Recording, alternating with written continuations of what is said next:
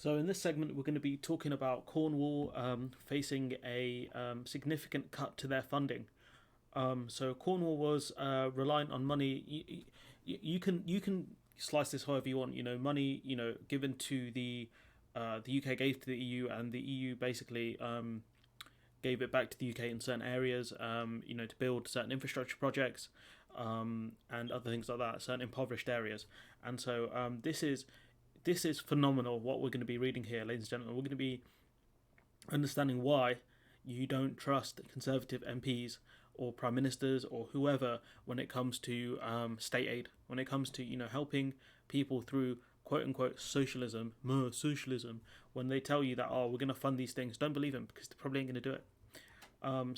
Looking here, Cornwall could be significantly worse off after Brexit, receiving just 5% of what it needs to replace the EU's funding. So basically, Cornwall are not going to get anywhere near the money that they got from the EU, because now the Conservative government can decide how it's going to divide up the money, right? And they're deciding they're going to give it to you. They're going to give it to you, Cornwall. They don't care, in the words of Andy Tate. So, one of the UK's poorest areas, Cornwall has applied for £700 million over 10 years from the government to replace EU cash. And basically, this is what the EU does. It, in part, it's not a perfect organisation, but at least it redistributes money far more effectively than Conservative governments have. And the only few positives of Brexit is that now the UK can't blame anyone when it has problems like this. When people in Cornwall are poor, they can't say, we're giving all this money away to the EU, why don't we give it to people in Cornwall? Why don't we help our own people? Now you can't use that argument, can you? Because we're not giving it away anymore. We're not quote unquote giving it to the EU. We've kept that money, and we've decided, the government have decided to give Cornwall just 5% of the money that the EU had given them. Embarrassing stuff. So, Cornwall, you said you knew what you were voting for, and we're going to dig into that in a minute. Have fun, enjoy, eat some humble pie.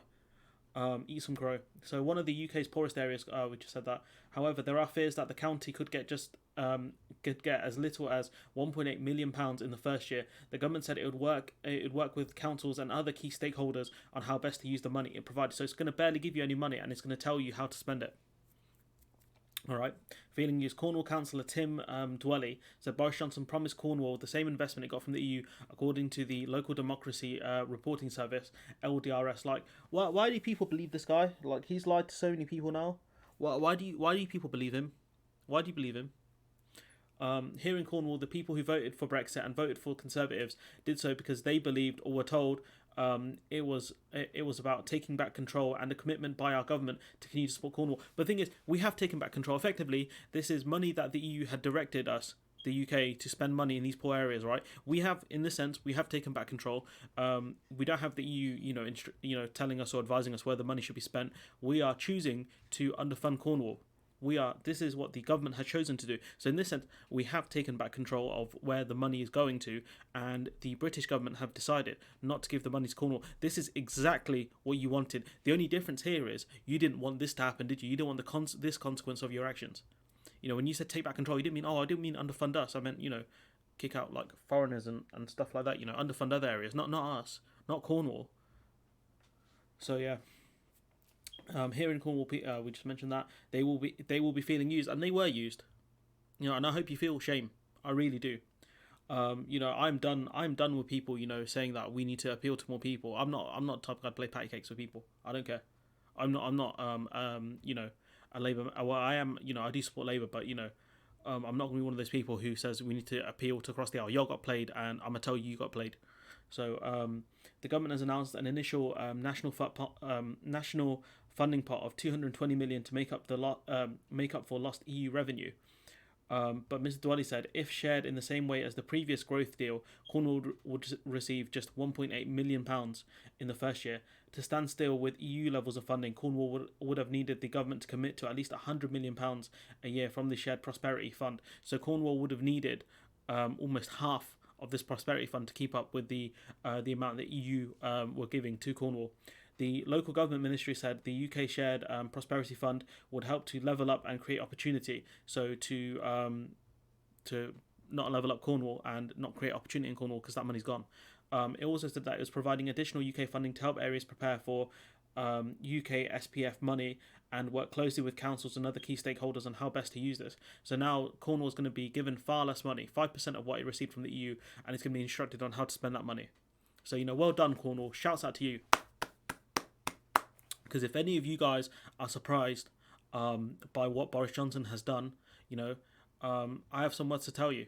Hey, I'm not surprised. I'm not surprised he's lied to you. So yeah, we go on. This is a tweet from Alex Andrew, and he points out here that Cornwall voted majority to leave, 56.5% to 43.5%. Voted to leave. You said you knew exactly what you were voting for. So this you can't complain. Any Brexiteers, any Conservative Party voters in Cornwall, don't complain. Don't complain because you know what you voted for, right? And if you are annoyed about this, if you are if you did vote for a different party, or maybe you finally figured out how badly you got played, contact your local MP.